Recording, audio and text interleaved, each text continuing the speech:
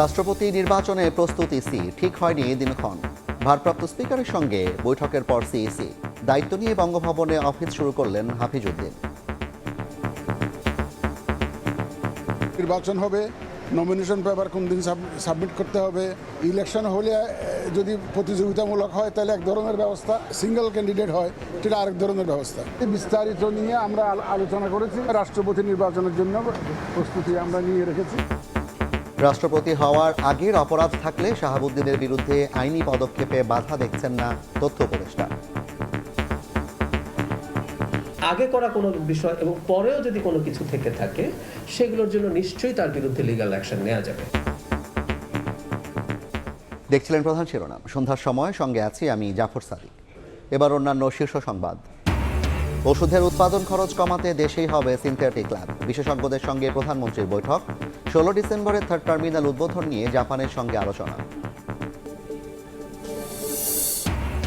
পাম্পে দিন দিন কমছে গ্যাসের চাপ, সীমাহীন অপেক্ষায় চরম দুর্ভোগ। সংকট মোকাবিলায় এলএনজি আমদানিতে মালয়েশিয়ার সহযোগিতা চেয়ে প্রধানমন্ত্রীর চিঠি। যশোরে মাদ্রাসায় ঢুকে জামায়াত এমপির মেয়ে ও স্ত্রীর হামলা, আহত এক নারী। প্রতিবাদে বাসভবন ঘেরাও। রাবিতে শিবিরের হামলায় আহত 2 শিক্ষার্থী গ্রেফতার।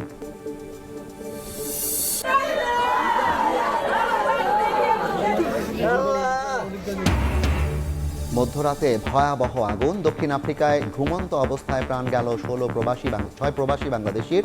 সবার বাড়ি নারায়ণগঞ্জ ও মুন্সিগঞ্জে। পরিবারে শোকের মাতম।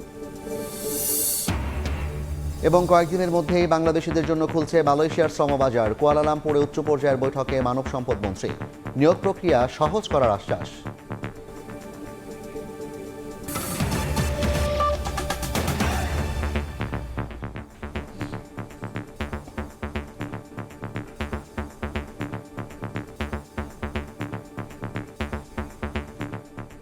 শুরু হলো নতুন রাষ্ট্রপতি নির্বাচনের তোড়জোড়।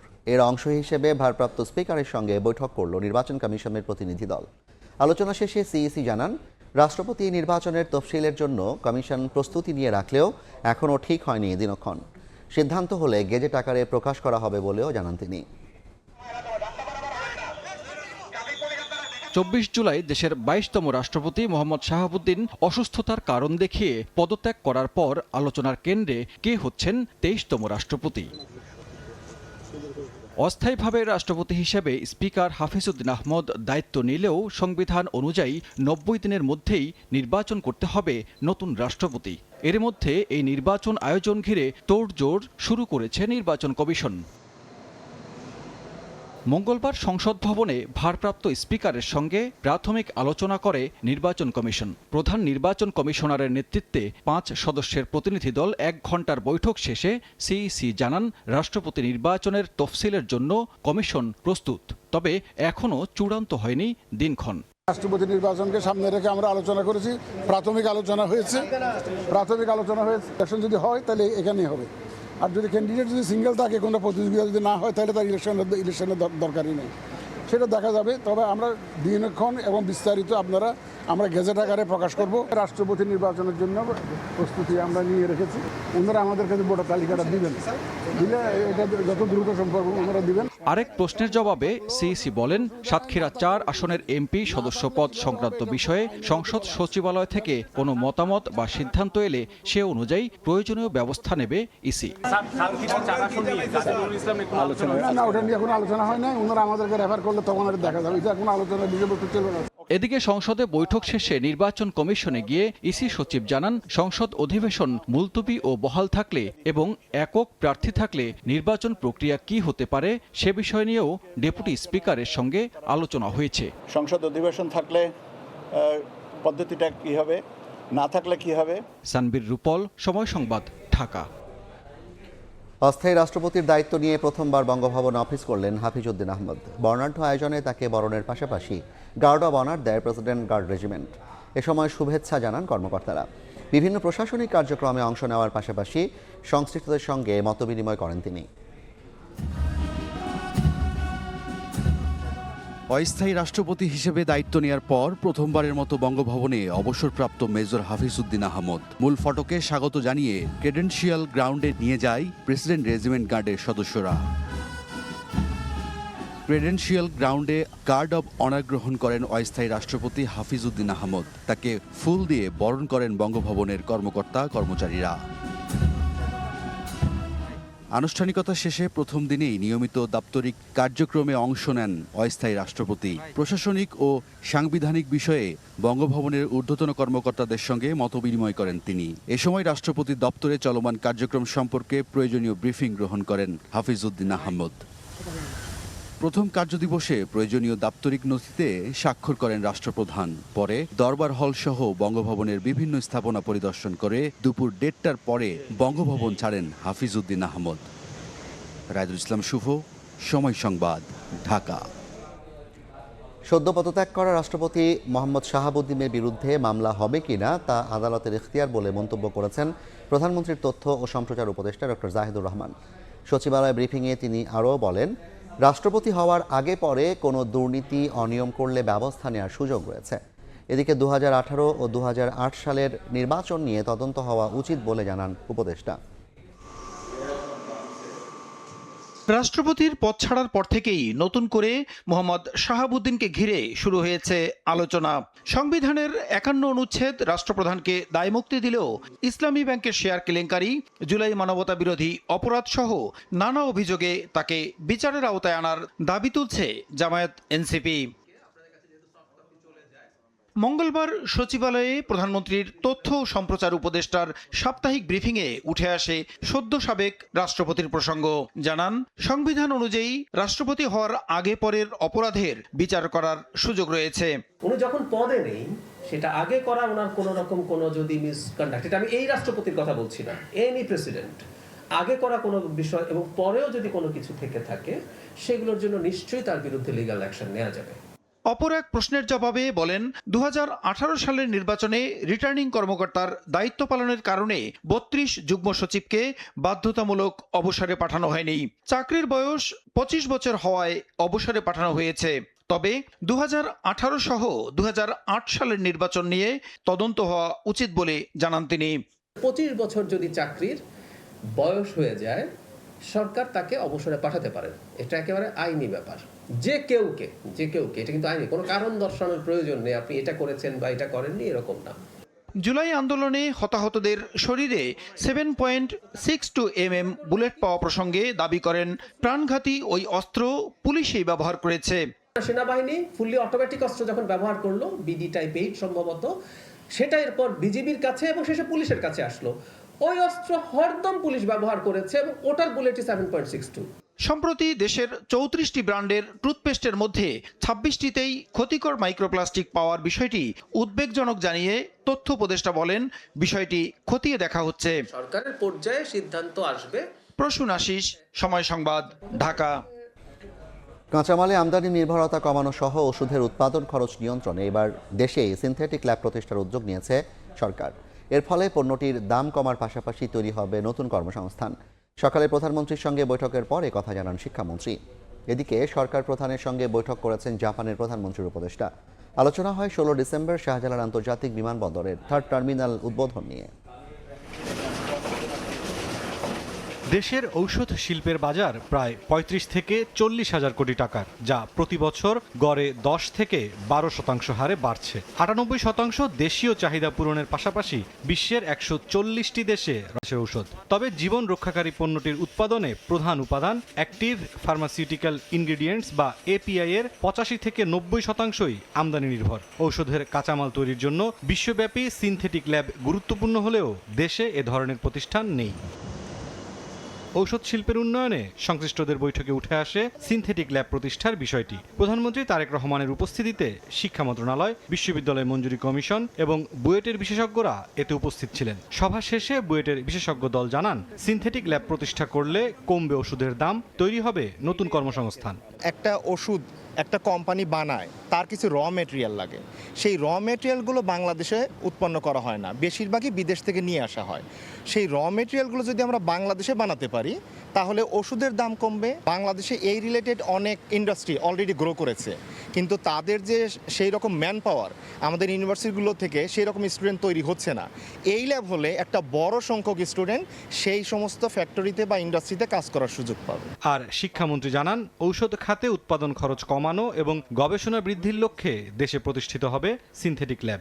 দেশে মেডিসিনের উপরে ডেভেলপমেন্টের জন্য একটা সিনথেটিক ল্যাবের দরকার, এবং এটা করলে আমাদের প্রোডাকশন কস্ট কমবে এবং রিসার্চ বেড়ে যাবে, এবং chemistry, biochemistry, molecular chemistry, physics and pharmacy, they need this kind of lab for their research, and it's very important. এদিকে সকালে মন্ত্রিপরিষদ বিভাগে অনুষ্ঠিত হয় স্বাস্থ্য মন্ত্রণালয় সম্পর্কিত আলাদা সভা, যেখানে দেশীয় প্রযুক্তিতে তৈরি ভেন্টিলেটর ও হাই ফ্লো অক্সিজেন মেশিন প্রস্তুতকারকদের উদ্যোগের প্রশংসা করেন সরকার প্রধান। মেশিন দুটো তৈরি এবং বাজারজাতকরণে সহযোগিতার আশ্বাসও দেন তারেক রহমান।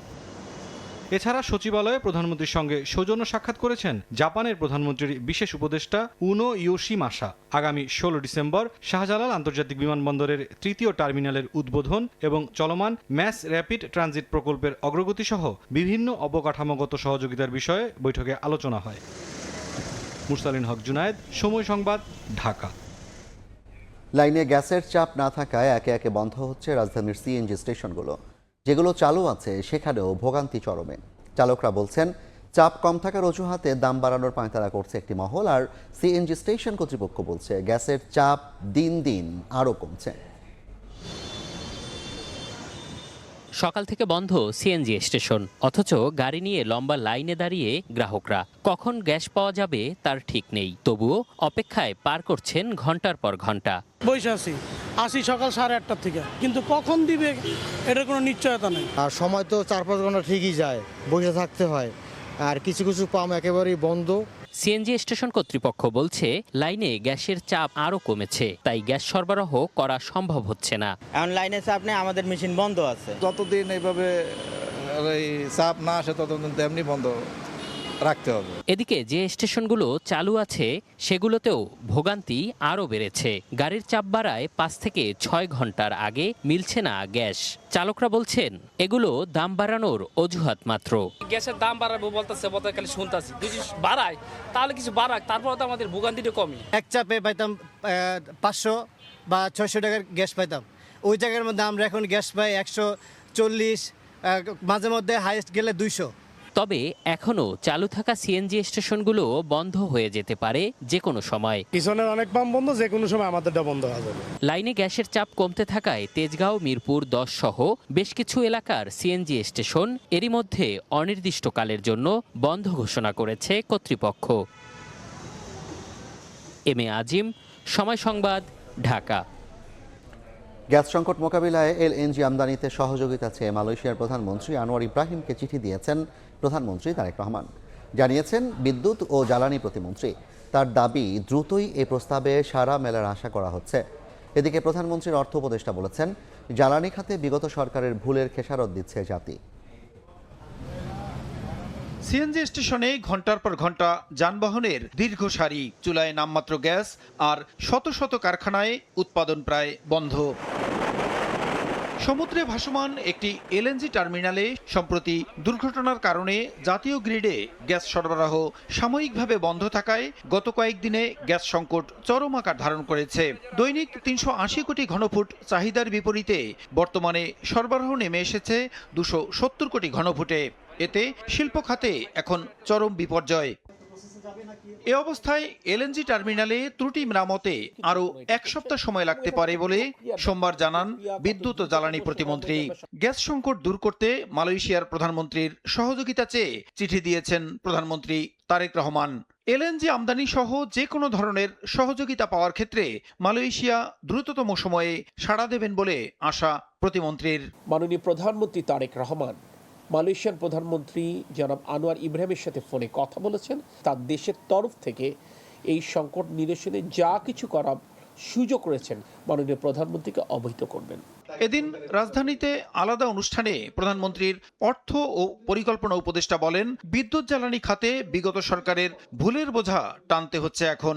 বিদ্যুৎ এবং জ্বালানি গ্যাস সব জায়গায় আমাদেরকে একেবারে মেরে চুষে লুটপাট করে একটা শিরদাঁড়াহীন জাতিতে পরিণত করে পালিয়েছে। বিগত সময়ে গ্যাসের অনুসন্ধান ও উত্তোলনে প্রয়োজনীয় উদ্যোগ না নিয়ে দেশকে বিদেশ নির্ভর করে তোলা হয়েছে বলেও মন্তব্য করেন প্রধানমন্ত্রীর অর্থ উপদেষ্টা। বিদেশ নির্ভর করা হয়েছে। প্রসূন আশিস, সময় সংবাদ, ঢাকা।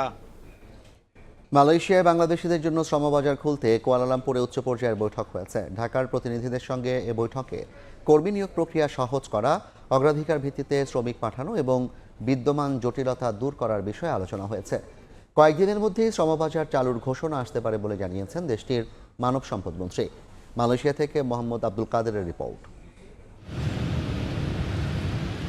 দীর্ঘদিন ধরে স্থবির থাকা মালয়েশিয়ার শ্রমবাজারে বাংলাদেশি কর্মী নিয়োগ পুনরায় শুরু করতে পুত্রজায়ায় অনুষ্ঠিত হয়েছে দুই দেশের গুরুত্বপূর্ণ উচ্চ পর্যায়ের বৈঠক। বাংলাদেশের পক্ষে বৈঠকে নেতৃত্ব দেন প্রবাসী কল্যাণ ও বৈদেশিক কর্মসংস্থান মন্ত্রী আরিফুল হক চৌধুরী এবং প্রধানমন্ত্রীর উপদেষ্টা মাহাদি আমিন। অন্যদিকে মালয়েশিয়ার মানব সম্পদ মন্ত্রণালয়ের শীর্ষ কর্মকর্তারা অংশ নেন।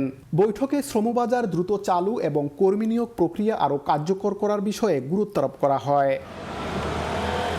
আলোচনায় কর্মী পাঠানোর প্রতিটি ধাপ, নির্ধারিত সময়সীমা এবং স্ট্যান্ডার্ড অপারেটিং প্রসিডিউর বা এসওপি নিয়ে বিস্তারিত পর্যালোচনা করা হয়। চলতি বছরের শেষ পর্যন্ত দুই দেশের মধ্যে বিদ্যমান সমঝোতা স্মারক কার্যকর থাকলেও উভয় পক্ষের মতে এখন সবচেয়ে গুরুত্বপূর্ণ বিষয় হলো বাস্তব পরিস্থিতি বিবেচনায় দ্রুত শ্রমবাজার পুনরায় চালু করা। এজন্য প্রয়োজনীয় প্রশাসনিক ও কারিগরি বাধাগুলো দ্রুত দূর করার বিষয়ে ঐকমত্যে পৌঁছান দুই দেশের প্রতিনিধিরা। দুই দেশের কৌশলগত প্রয়োজনকে গুরুত্ব দিয়ে আমরা অত্যন্ত ইতিবাচক আলোচনা করেছি। আগামী কয়েকদিনের মধ্যেই শ্রমবাজার পুনরায় চালুর বিষয়ে চূড়ান্ত ও আনুষ্ঠানিক ঘোষণা আসতে পারে। বর্তমানে মালয়েশিয়ায় রেস্তোরাঁ, পাম তেল শিল্প সহ বিভিন্ন শ্রমগণ খাতে বাংলাদেশি কর্মীদের চাহিদা বেড়েছে। এই বাস্তবতায় অগ্রাধিকারপ্রাপ্ত খাতগুলোতে দ্রুত কর্মী নিয়োগের সিদ্ধান্ত নেওয়া হয়েছে। শ্রমবাজারের বর্তমান জটিলতা কাটিয়ে নমনীয় ও ইতিবাচক নীতি অনুসরণে নীতিগতভাবে সম্মত হয়েছে উভয় দেশ। এখন অপেক্ষা কেবল আনুষ্ঠানিক ঘোষণার। মোহাম্মদ আব্দুল কাদের, সময় সংবাদ, মালয়েশিয়া। মাদ্রাসার শিক্ষক ও অভিভাবকদের মারপিটের অভিযোগ উঠেছে যশোর ৪ আসনের সংসদ সদস্য ও জেলা জামায়াতের আমির অধ্যাপক গোলাম রসুলের মেয়ে ও তার স্ত্রীর বিরুদ্ধে। আঘাত করা হয়েছে এক নারীর মাথাতেও। এই ঘটনার প্রতিবাদে এমপির বাসভবন ঘেরাও করে হামলা চালিয়েছে বিক্ষুব্ধ জনতা। খবর পেয়ে পরিস্থিতি নিয়ন্ত্রণে আনে পুলিশ। এমপি গোলাম রসুলের দাবি, তার মেয়ে মানসিক রোগী।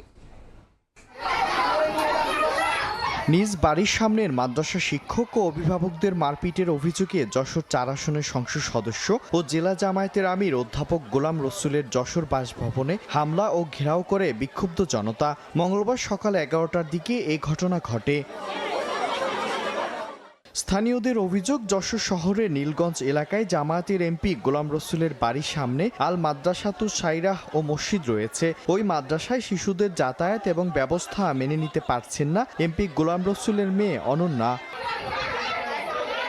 মঙ্গলবার সকালে এমপি গোলাম রসুল ও তার মেয়ে অনন্যা মাদ্রাসায় গিয়ে শিক্ষক ও অভিভাবকদের সঙ্গে বিরোধে জড়িয়ে পড়ে। এ সময় রেক্সোনা নামে এক নারীর মাথা ফাটিয়ে দেয় অনন্যা। একই সঙ্গে নাসির উদ্দিন নামে এক অভিভাবকের ওপর চড়াও হন তিনি। তার সাইকেলটিও ফেলে দেওয়া হয়। এ ঘটনা কেন্দ্র করে এলাকাবাসী বিক্ষুব্ধ হয়ে এমপির বাসভবনে হামলা চালায়। উপায়ন্ত না দেখে এমপি ও তার মেয়ে নিজেদের রক্ষায় গেট বন্ধ করে অবরুদ্ধ করেন। ও এসে আমার মাথায় তালা দিয়ে একটা বাড়ি মেরে দিয়েছে, একটা লাথি দিয়েছে, একটা তালা দিয়ে বাড়ি দিয়েছে। গোলাম রসুলের মেয়ে সংসদ ৪ আসন, উনি ওনার মেয়ে রেগুলার এখানে নিশাপান করে, বিচ্ছিরি ভাষায় গালিগালাজ করে একটা বাচ্চারে। খবর পেয়ে ঘটনাস্থলে গিয়ে পরিস্থিতি নিয়ন্ত্রণের চেষ্টা করে পুলিশ। আমরা যদি কোনো কমপ্লেইন পাই, আইনগত ব্যবস্থা যা নেওয়ার আমরা সেটা নেব। এদিকে জামায়াতের সংসদ সদস্য গোলাম রসুল দাবি করেন তার মেয়ে মানসিক রোগী। তিনি বিরোধপূর্ণ এ অবস্থার অবসান চান। মেয়েটা অসুস্থ, সে সাইকিয়াট্রিক রোগী দীর্ঘ ২০ সাল থেকে। আমি সহনশীল পরিবেশ বজায় রাখতে চাই, সবার সাথে সহযোগিতা করে বসবাস করতে চাই। ২০২৩ সালে যশোর শহরের নীলগঞ্জ এলাকায় আল মাদ্রাসাতুস সাইরাহ মাদ্রাসা প্রতিষ্ঠা করা হয়। সময় সংবাদ, যশোর। নির্বাচন কমিশনকে আজ্ঞাবহ প্রতিষ্ঠানে পরিণত করতেই রাজনৈতিক বিবেচনায় দলীয় ব্যক্তিদের নিয়োগ দেওয়া হচ্ছে বলে অভিযোগ করেছেন জামায়াতের সেক্রেটারি জেনারেল। দুপুরে সমসাময়িক বিষয় নিয়ে সংবাদ সম্মেলনে তিনি বলেন, রাষ্ট্রপতি নির্বাচনে বিরোধী দল প্রার্থী দেবে কিনা তা আলোচনার পর সিদ্ধান্ত নেওয়া হবে। বিভিন্ন সরকারি প্রতিষ্ঠানের গুরুত্বপূর্ণ পদে দলীয় লোক নিয়োগ দেওয়ার অভিযোগ তুলে সংবাদ সম্মেলনের আয়োজন করে জামায়াতে ইসলামী। মঙ্গলবার রাজধানীর মগবাজারে সংবাদ সম্মেলনে বিএনপি সরকারের নীতির সমালোচনা করেন জামায়াতের সেক্রেটারি জেনারেল মিয়া গোলাম পরোয়ার। লুটপাটের বাজার কোনটা? সব বাজারের ইজারাদারি উনাদের থাকতো। জামায়াতের সেক্রেটারি জেনারেল অভিযোগ করেন, সিটি কর্পোরেশন, জেলা পরিষদ সহ বিভিন্ন জায়গায় প্রশাসক নিয়োগ দেওয়ার পর এবার গুরুত্বপূর্ণ প্রতিষ্ঠানে ছাত্রদলের নেতাদের নিয়োগ দিয়েছে সরকার। নির্বাচন কমিশনের অতিরিক্ত সচিব পদে নিয়োগের সমালোচনা করে স্থানীয় সরকার নির্বাচনে কারচুপির চেষ্টার আশঙ্কা প্রকাশ করেন তিনি। স্থানীয় সরকার নির্বাচন সামনে রেখে এমন একজন নীতি নির্ধারণী ব্যক্তিকে, যিনি বিএনপির পারপাস সার্ভ করেছেন, ওখানে এসে তিনি ইলেকশনটাকে কি করে বিএনপির ঘরে নেবেন দলীয়করণ করে, সেই ষড়যন্ত্রের জন্য এখানে বসানো হয়েছে। বিরোধী দলের মতামত ছাড়াই এককভাবে রাষ্ট্রপতি নির্বাচনের প্রস্তুতির অভিযোগ তোলেন জামায়াতের সেক্রেটারি জেনারেল। রাষ্ট্রপতি নির্বাচনে বিরোধী দল তাদের প্রার্থী দেবে কিনা তা পরে বিবেচনা করা হবে বলেও জানান তিনি। এখনো তো তফসিল ঘোষণা হয়নি, স্থায়ী কমিটি কি বলে। যদি ওনারা দয়া করে বিরোধী দল আছে বলে মনে করেন, তখন আমাদের লিডার অব দি অপোজিশন আছেন পার্লামেন্টে, তখন দল বা বিরোধী দল তখন তাদের চিন্তা পেশ করবে। আইন শৃঙ্খলা পরিস্থিতির অবনতির অভিযোগ তুলে এতে সরকারের ব্যর্থতা রয়েছে বলে দাবি করেন জামায়াতের সহকারী সেক্রেটারি জেনারেল হামিদুর রহমান আজাদ। বলেন, বিভিন্ন ধরনের কার্ডের মাধ্যমে লুটপাটের পথ তৈরি করা হয়েছে। আইন শৃঙ্খলা পরিস্থিতির চরম অবনতি এবং এটা দেখার কেউ আছে বলে মনে হয় না। শফিকুজ্জামান রুবেল, সময় সংবাদ, ঢাকা। মধ্যরাতে ভয়াবহ আগুনে দক্ষিণ আফ্রিকায় ঘুমন্ত অবস্থায় প্রাণ গেল 6 প্রবাসী বাংলাদেশির। তাদের সবার বাড়ি নারায়ণগঞ্জ ও মুন্সিগঞ্জে। মৃত্যুর খবরে পরিবারে নেমে এসেছে শোকের ছায়া। শওকত আলী সৈকতের তথ্য ও আরিফ হোসেনের ছবিতে রিপোর্ট। দক্ষিণ আফ্রিকায় ব্যবসা প্রতিষ্ঠানে আগুনে প্রাণ গেল 6 প্রবাসী বাংলাদেশির।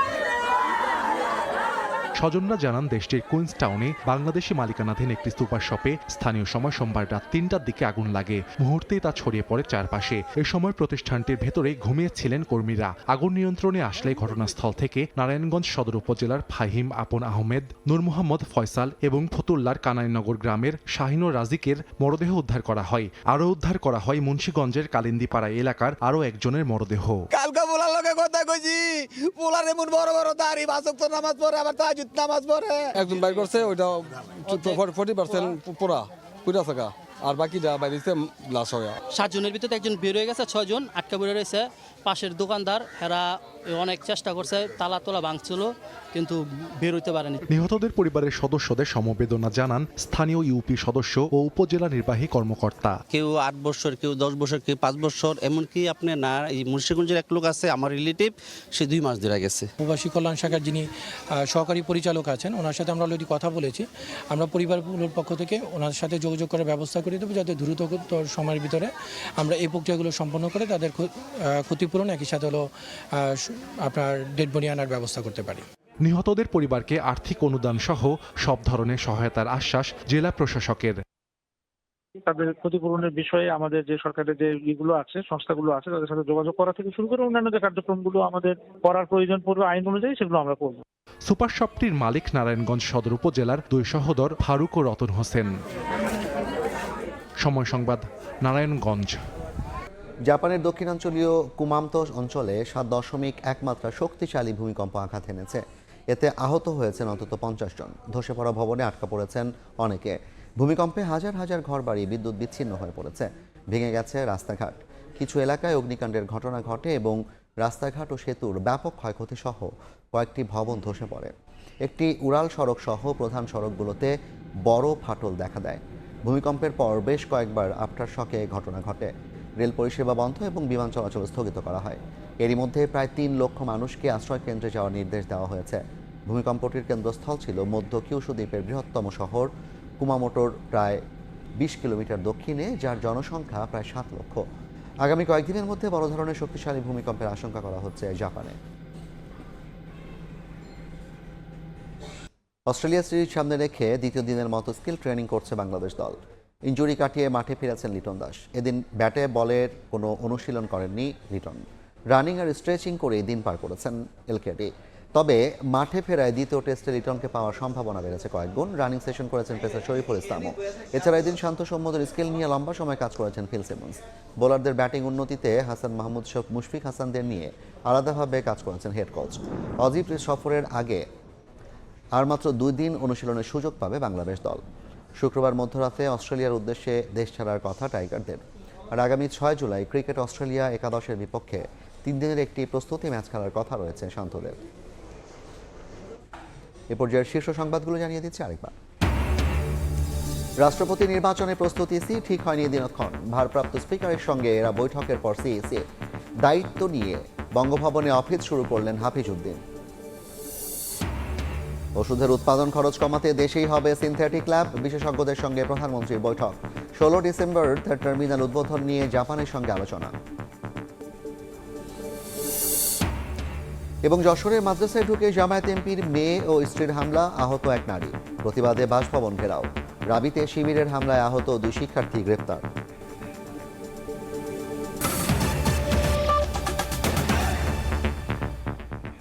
এই ছিল সন্ধ্যার সময়। জনপদের সময় নিয়ে আসছি কিছুক্ষণ পর। সঙ্গে থাকুন সময়।